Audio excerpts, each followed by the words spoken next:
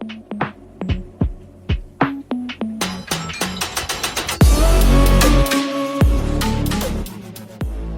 to all the comic fans, Marvel geeks, and all the nerds in between. Welcome to another episode of the Vigilante Vibes podcast, where we talk all things Marvel and other parts of nerd culture, like comics and movies, without the toxicity that's taken up way too much space in all the fandoms.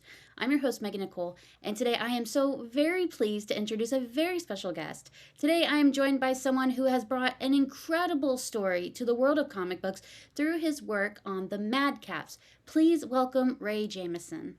Hello there. Thank you very much for having me on. It's always a pleasure to get on and meet people and talk about common topics. I'm happy you're here. We talked so much back and forth about doing this, and we finally got to do it. So I'm very excited, and I'm very, very excited for people to hear about your comic book work. Thank you. So, will you tell our listeners a little bit about you? Okay, well, I am, as already introduced, my name is Ray Jamison. I am a Canadian. I live up in Winnipeg, Manitoba, which is super, super cold at times.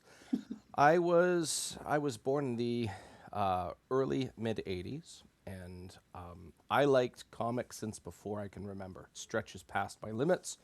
I have an older brother, and usually younger siblings are usually for the first handful of years sidekicks to interests of what the older sibling likes. And I was no different. I loved what my brother loved. He watched a lot of He-Man, G.I. Joe, Transformers, Silverhawks, Brave Star, and so forth and so on. But throughout the 80s also was that lovely business move. I laugh. I call it an unholy trinity of cartoons, comic books, and toy manufacturers, and they combined forces and shared the same themes. You like this toy? Well, it's a cartoon. You like this cartoon? Well, it's also a comic book. And they did a really good job at coaxing money out of parents' wallets. And that's the stuff that raised us all, really, because Yes. look at us all. We're now nerds who are We're fainting adults over doing the the. kid stuff. Huh? We're adults doing the kid stuff. Yeah, and we're all just like, fainting over the new He-Man trailer. Like, we're all still living it up. Yeah, that's very true. Throughout the 80s, by the time Batman 1989 was in theaters, I was only 5. I don't know if this was a good or bad thing, but my parents let me watch it with them in theater, which was really cool. I very much remember that, and I had many very worn out action figures of Michael Keaton's Batman and Jack Nicholson's Joker. And when you really look back and think of the progress those actors did, it's phenomenal to have such a really cool film. But anyways, to keep the story as concise as possible, going through the 90s, I had the privilege of, I liked these comic characters. I had minimal access to many floppies of stuff at that time. But throughout the 90s, it wasn't just getting a little bit older and getting my hands on those comics.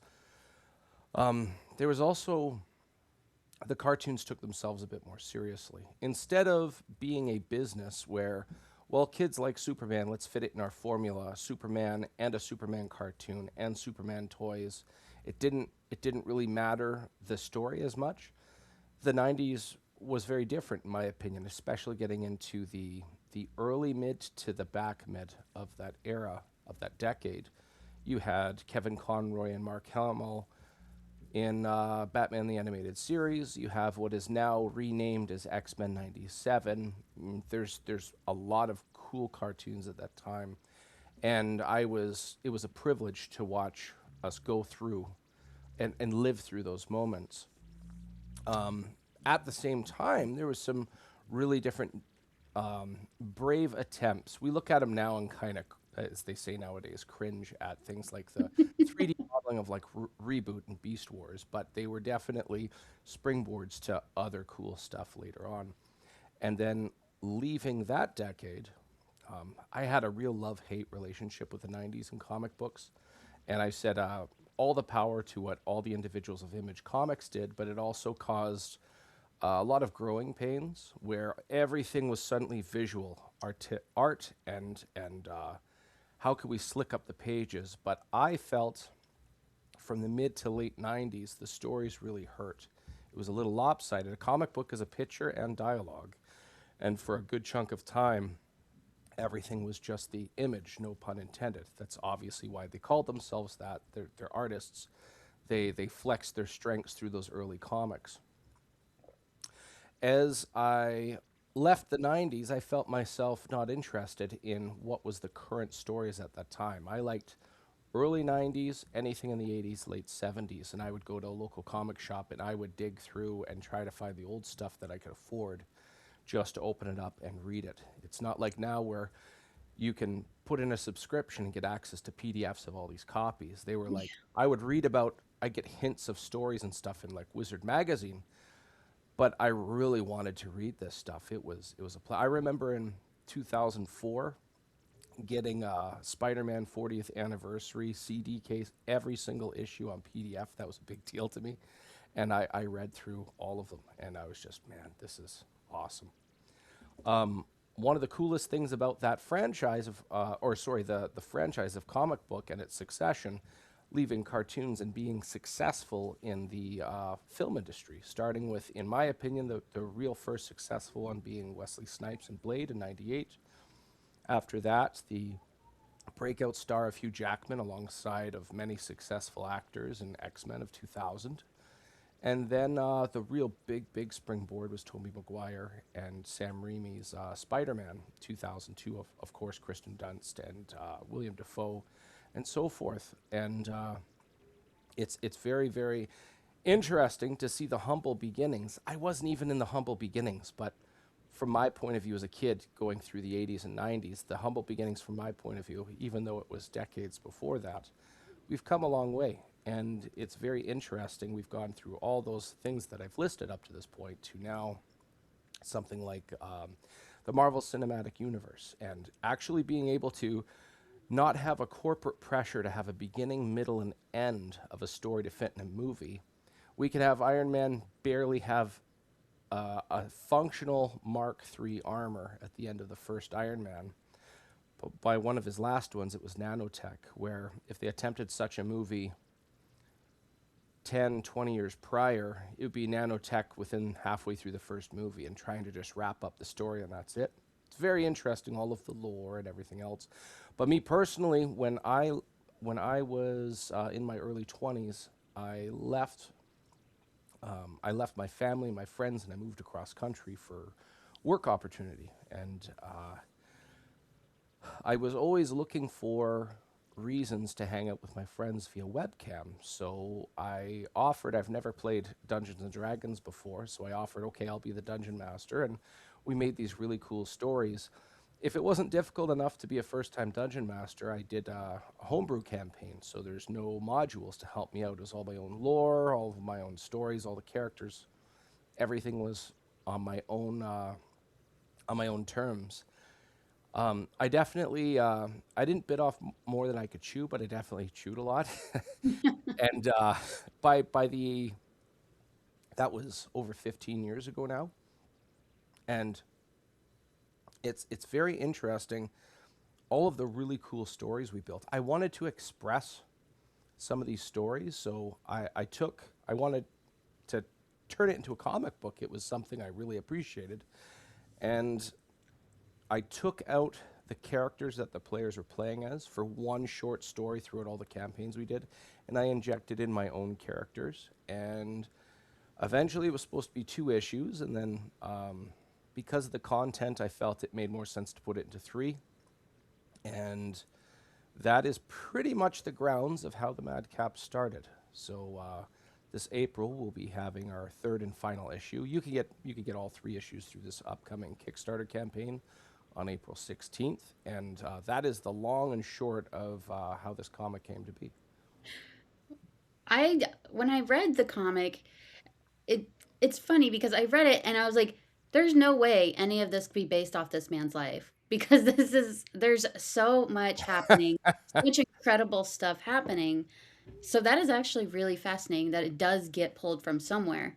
So I don't make comics, so I cannot imagine just sitting there and just making a new world rules, everything building.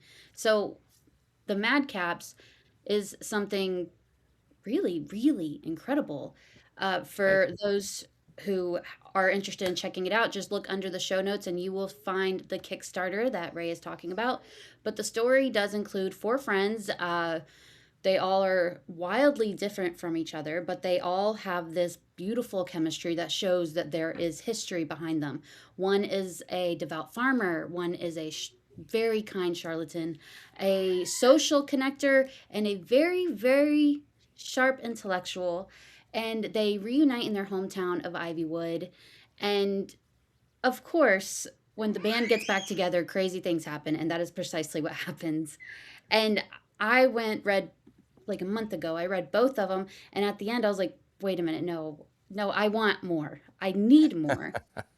And it's so interesting because these characters, every one of them could have their own comic series. Um, it's an interesting point. Initially, I just planned to have this as three issues. This is my Mhm. first time on the creative side of a comic book, so I've never had it like I've never wanted this to be something that fizzled out. So Mhm. if you look at a lot of like TV shows and networks cancel them after one, two, maybe after one season, maybe after three, and there's unresolved story arcs and other dynamics like that. Fans are Mhm. disappointed and stuff. Overseas in Europe, especially in like Britain, they're more likely to make a show but plan to finish it after X amount of seasons. It's very very different aspect. For myself, between the two examples I just gave, I didn't want to do something like, I'm not arrogant enough to say this is going to be an ongoing monthly, and I'm going to be riding this out for the next 30 years of my life, and have it fizzle out after six issues. I would Yeah. hate for that to happen. So instead, what I did was okay, I'm going to tell this little mini series, feel the waters. If there's an interest, the interest will dictate whether this is worthy of the comic industry. The only thing I could control, I couldn't control myself writing the story. It was up to me for what talent I brought on board, and I brought talent I felt was worthy of the story. And between that, my attempt is to make something worthy of the industry, but it's up to the fans in regards to popularity and quality and stuff. I do not want to measure any of that until the entire miniseries is out to the public. So once that miniseries is done, there's options on the table. I'm content if I walk away from this and that's it. I'm content. If there's enough of a following and it's in my best interest to do so, I'm happy to continue stories with one or more of these characters. I do love where your head is at when you say you're just kind of putting it out there that it's, it's a mini series. And there I feel like there are a lot of comic book creators who have this huge, their eyes are bigger than their stomach, and they think they're going to continue a same story forever. And it's like, major publishers can't do that. Mm-hmm. So I do like that you're looking at it in a more realist point of view. But I will say, if you ever feel the need to do a one shot for each character, like where Sarlacc came from or Dunnan came from, I would be very pleased about that. Well, I take that as a big compliment. Something that was very difficult for this miniseries is being able to establish something about characters to give readers a reason to relate or be interested in them. One compliment I had is page one of the first issue. Somebody pointed out, and I didn't realize this, but I, in one form or another, I introduce three of the four characters right away. Mhm. And one of them is narrating, and then two of them are on the back of a wagon coming back to Ivywood. And some feedback, I've had some people read the script to all three, and I consistently had the same thing where each one of them thought that Chasgo was not on the level and was not to be trusted. And I understood why, because I wanted him to be a very reserved character. If you knew nothing about him, if you knew, because he's this blue-skinned elf that would be killed on sight if people knew what he was, he hides his appearance. If you knew only the disguise, no big deal. But if you know that he's got something else going on and there's not much delve deep into it, it doesn't feel right. So, in order to give him a bit more, for lack of better wording, humanity, I had him narrate the first issue through a letter he's writing to an individual known as Annette. And people had kind of a significant change of perspective on the character. That's so interesting. I read him. He was one of my favorite characters because I felt like there was so much about him I didn't know. And I feel like we're only the tip of the iceberg. Like, he can change forms, he has all these different powers. His blue form is really, really cool. Like, I love that. And I'm so surprised to hear that people thought he was like a secret villain or something. Well, the thing about Chasgo, so the blue skin, this Hmm. happens in real life with humans. If humans ingest enough silver, it actually tattoos their skin blue. That's a real thing. You can look it up. One guy was interviewed on Oprah. It's this. The guy looks fake. He looks like Papa Smurf, essentially. When you look at it, it looks like he's getting ready to be on set for a TV show or a movie or something. It's quite jarring. Chasgo has a similar dynamic.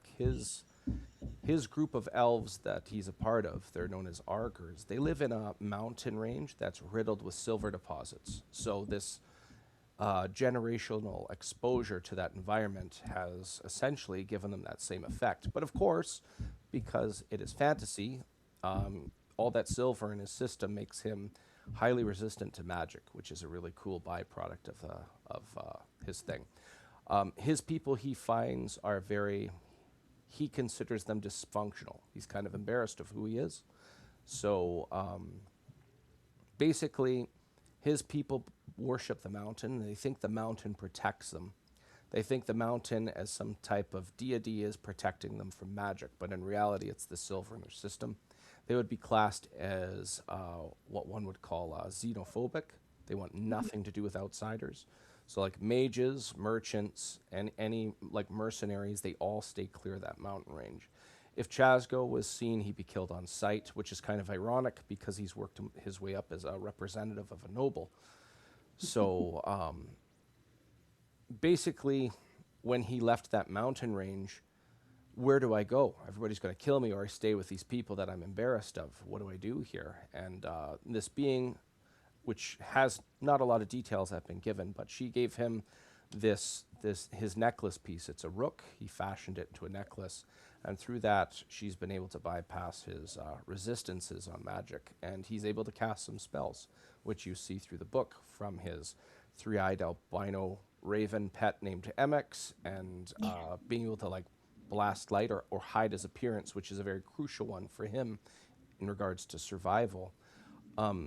The three other individuals are the only ones that know what he's actually is. So he's very, very reserved, and it's all strictly survival instincts for him doing that.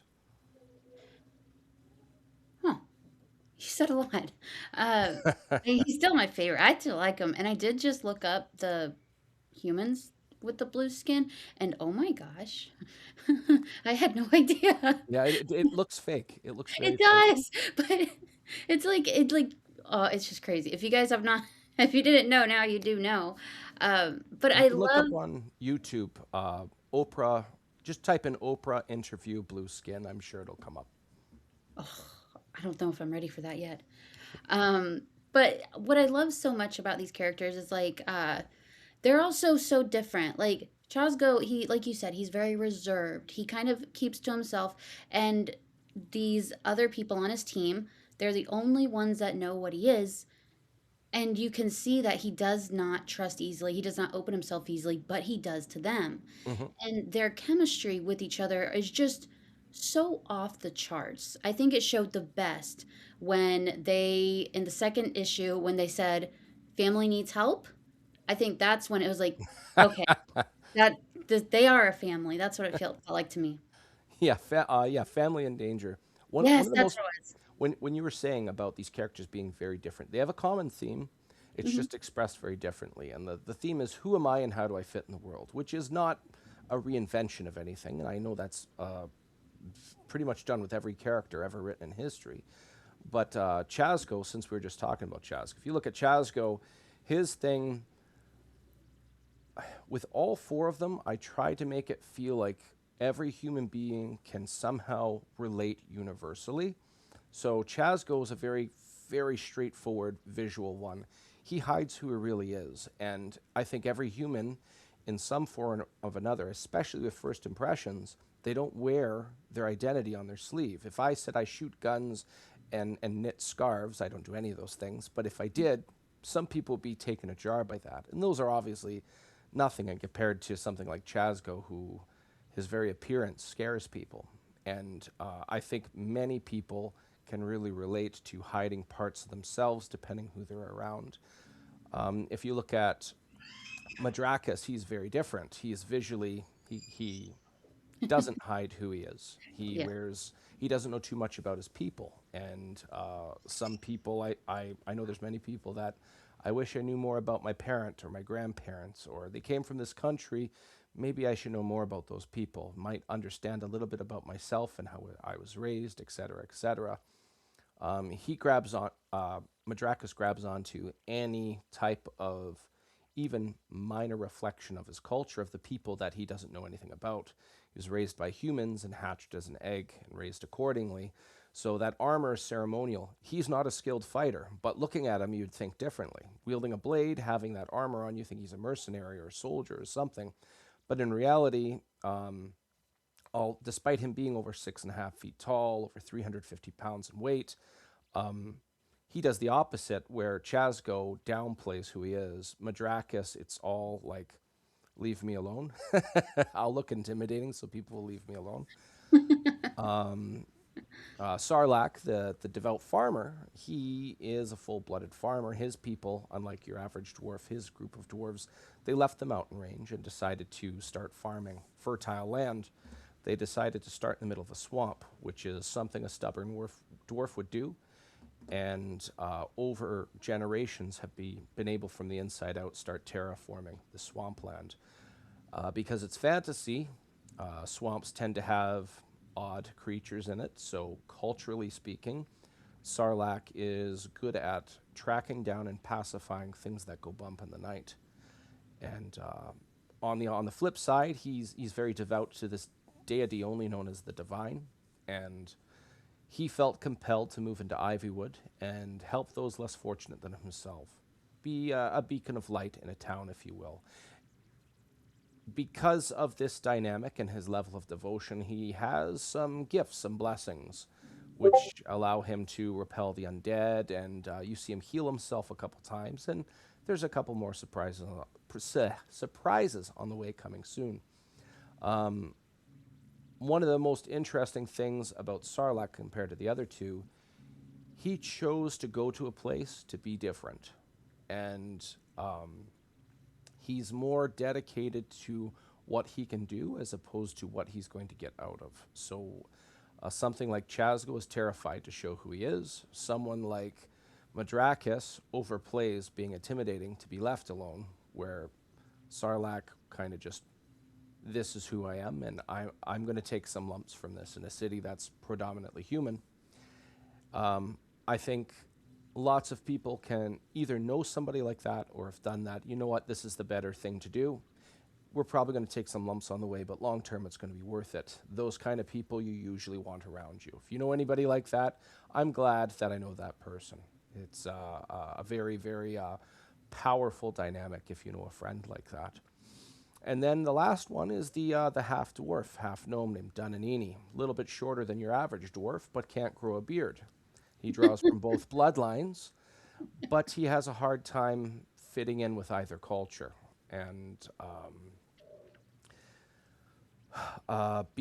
it's speculated that between his two bloodlines, much like his mother, who has magical influence on nature, he has a similar type of influence, but on metals and crystalline structures. So that telescope that pops over his shoulder that can blast raw arcana out of it, kind of like a shotgun, if you will, or which are synced to his goggles. He's gifted some way magically, but it's not really. He does not really understand it. He doesn't know. He has experienced smithing, which goes hand in hand with his magical abilities that he's still trying to figure out. And It's pretty neat watching somebody under 4 feet in height walk up to a tree and reduce it to splinters. I just find that enjoyable. But I know many people, my one parent is this, my one parent is that. I feel torn in two ways and at the same time maybe pushed in both ways as well. And because of that very dynamic with him, he bonds very, very, just as easily, I should say, with any friend as he would with a family member. So I'm sure, that one friend that it's Christmas, I'm going to my buddy's house as opposed to going and visiting a Yeah. parent or something. And that's, in a way, kind of like him. He's very much, well, he feels very much like family is what you make of it. It doesn't have to be Yeah. blood or anything. But what I really loved about his character was that he not only was he the comedic relief, he was the laugh throughout the strictness in the air. He was just there. He was there to have a good time. He was enjoying himself. And when the time came for him to show his vulnerability, show how he cared about the other teammates, he did just that. And it showed us a different side of him. But then he went right back to just having fun. And Hmm. I thought that was very, very fun because it played very well off the other dynamics. Yeah. Something that was very important amongst these four characters that I'm being told I did a half decent job at is not just how they get along, not just how they synergize, and not just how they rub each other the wrong way, but just how they have a good amount of spacing. It's not like one character heavy in the story, which I tried very hard not or to avoid. I didn't want it to be like it's the one person show because it's not supposed to be. And also another thing is they all bring something valuable to the story. If you look back and omit one character and see their influence, the story changes. It's very, very different. So I wanted to make them all feel like they were very important.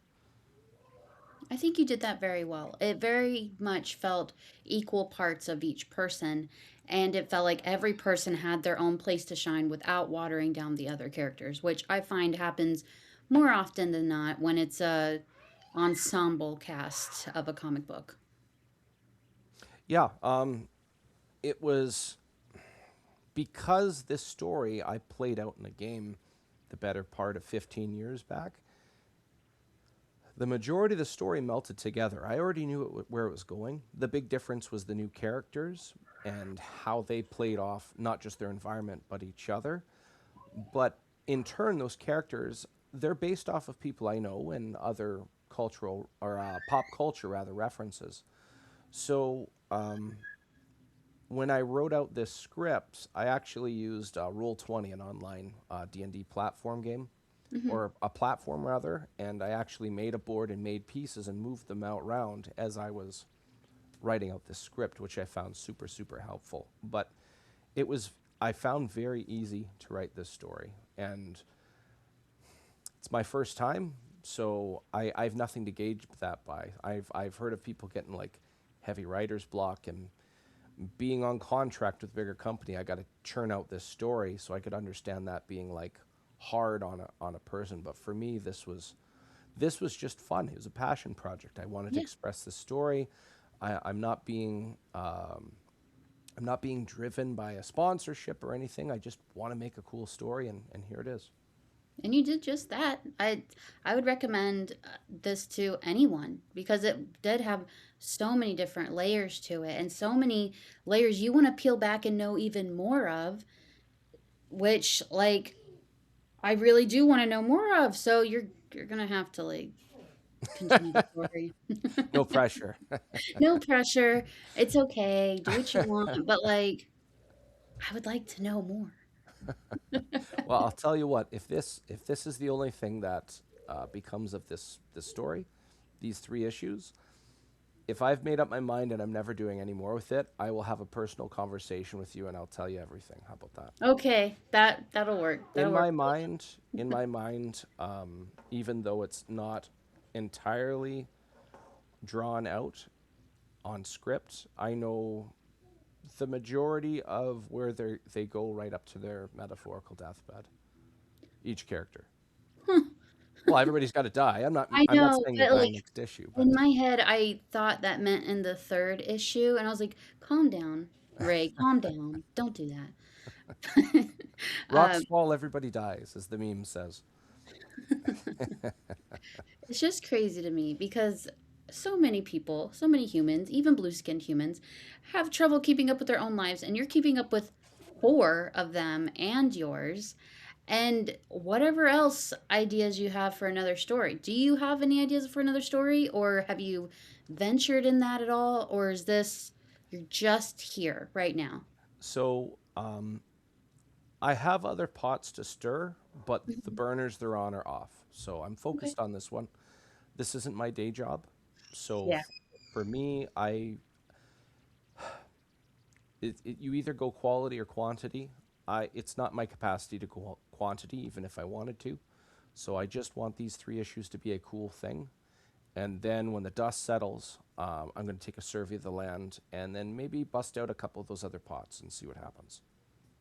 Also, the possibilities really are endless. That's very exciting. Yeah, I've also been approached. I can't say who, but Mhm. I've been approached by 2 individuals to write a story for them.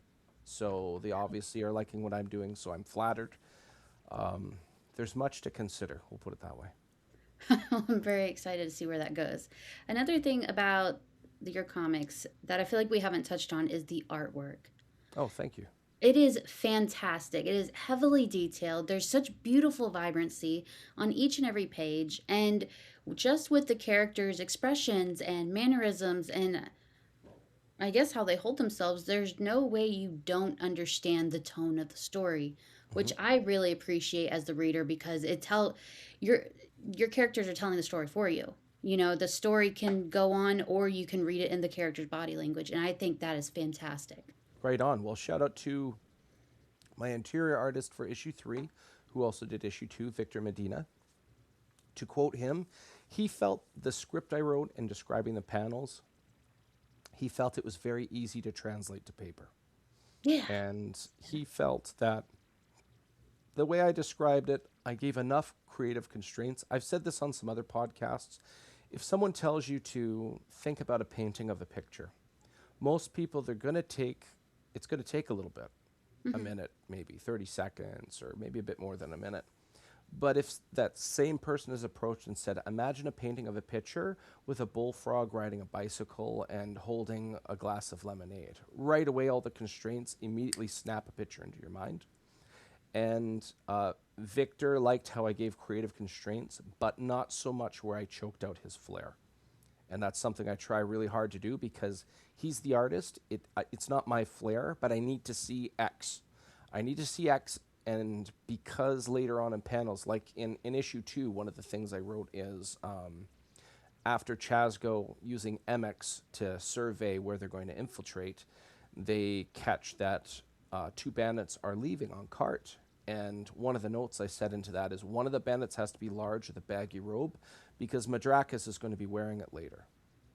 What the bandit looked like, I didn't care. I didn't care if he had hair. I didn't care if he had a scar on his face. He had to. When you look at him, you got to think bandit, but that robe has to be present. So little things like that. That So it's funny you bring that part up because when I read it and he said I'm gonna wear his, you transform into him. I was like, you can't fit into that. And then I looked back, I was like, no, wait, no, he's a big one. You probably can. I was like, that stood out to me because that was a really good catch right there.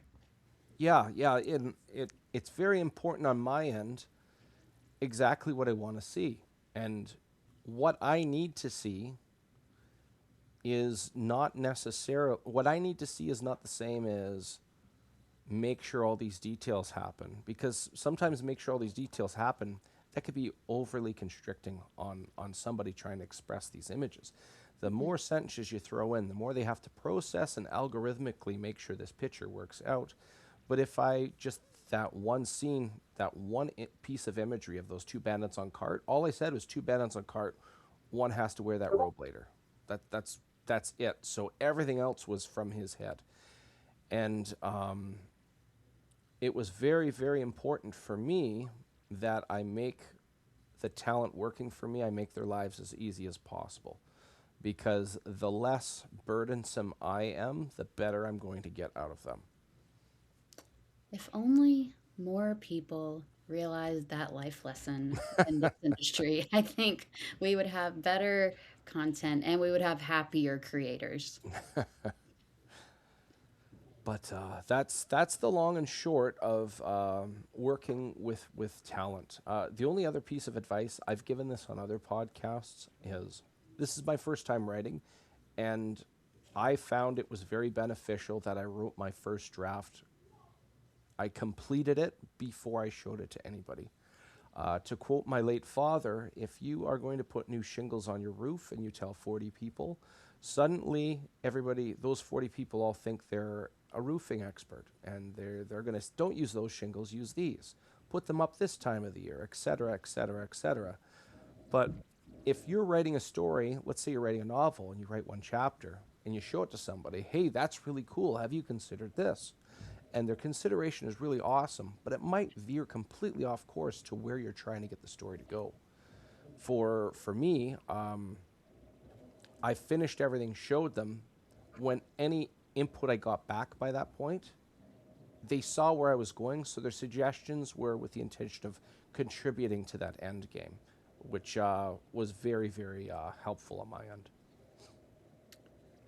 Well, your father gave very great advice. So that's fantastic.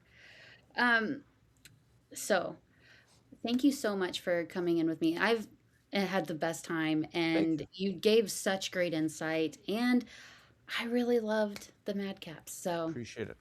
I hope more people see it because more people need to see it. It's one of those that you just kind of, it sticks with you a little Right bit. on. Yeah. Well, anybody listening right now, all three issues to this miniseries, April 16th. You can find it. Shout out to my publisher, Philbo Publishing, Philip Russert. They have definitely put my story in a good place. So everything from there comes out of the States. He's in New York, so shipping is relatively low. And overall, we're going to have a lot of cool covers to show off. Some glow in the dark. One's glow in the dark of Chasgo. If you look up on the Kickstarter right now and scroll down, the one of Chasgo, everything white on that cover is going to be glow in the dark. There's one of Ooh. Dunanini walking away from a building on fire, and it's going to be lava foil, which is really, really neat. I have 6 other covers to show, and I'm not allowed to show them yet. And because I've been showing these issues every April, I haven't been able to talk about the entire story for all this time. It's been torture. But just like not showing these covers, it's a similar thing. But we're getting close. We got a month to go. We're going to hit the ground running. If you want to follow me on Facebook, you can find me as DM Ray. DM is short for Dungeon Master. You can also find the Madcaps Facebook page. We're almost at 500 followers. And also, most just as important, on Instagram, you can find me as Raymond the DM. DM Ray was taken. But if you follow any of those, I'm going to be giving updates like weekly leading up. And very important, if you can't follow anything and if you can't support this financially, if you just click on the follow me link, that nice black button on the pre-launch page, you will be helping me out algorithmically so others have a higher chance of getting a view on this project. I'm very excited, and there's no there's no pressure on my end as a creator. This is not, you're not going to have, if you read this story, there's not 70 years worth of lore that you have to have memorized to get every reference. It's a beginning, middle, end. The whole thing takes place in one night. If you have friends that you don't get to see as much as you used to, be it for responsibilities like your job, children, your studies. For me, I moved across country. But if you miss your friends to a point where if you get to see them for 5 minutes in a parking lot as they're passing through the city, and your very essence feels recharged, man, I really needed that. I guarantee you, you will appreciate this story. It's told in the theme of fantasy through the medium of a comic book. I don't know where this story is going to go afterwards, but this whole thing takes place in one night. The first issue, the sun's just going down. The last pages of the last issue, the sun's just coming up, and you will feel trapped in the night with them. This final issue is leading up to their there is a revelation that there's a necromancer putting a curse on their hometown, which happens right at sunrise. So these four, they're not the most suited for the job, but they are the closest to get this job done. They're trying to hunt down this necromancer. Lots of action in this last issue, and lots of good story to justify it leading up to that point. So hit that notification, and I promise you it's going to be a good time. Yes, I can vouch for the series, and it's probably one of my favorite things I've read this year. And if you've been following me for a while, you know I read a whole lot of stuff. So that is saying something. Thank you. So thank you so much for being on the podcast. It was It's an my absolute pleasure. pleasure. If you are interested in checking out the Kickstarter or where you can follow Ray, just look under the episode at the show notes and you will see every single link to make it super, super easy for you guys. So, thank you for listening to this episode of Vigilante Vibes. Wherever you're listening to this episode, click that subscribe button so you don't miss any of my amazing guests like Ray or any future episode. Thanks for listening. I hope you enjoyed it. Have a marvelous night.